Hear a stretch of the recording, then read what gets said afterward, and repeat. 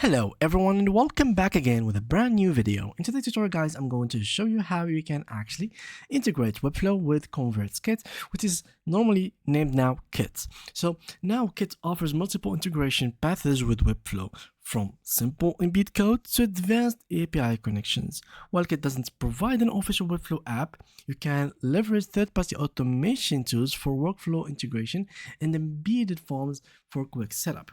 Now, how can we actually embed Kit with Zapier, or basically Kit with Webflow? You would need a third-party marketplace app that is called Zapier. So go to your marketplace, go to apps and search for Zapier.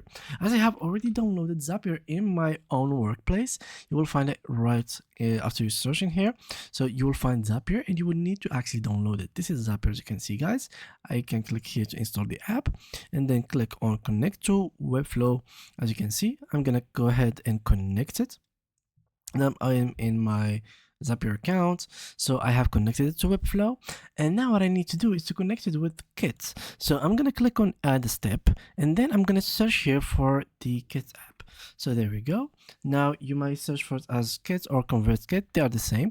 So this is the Kit app that you are looking for. As you can see here, let me just show you Convertkit. So this is the new name. It's called Kit now. It's not really Convertkit. So we will go for it by clicking on it. And as you can see now, we are going to simply choose what is the select or the triggering event. And this is the action event, what will happen after the trigger happens.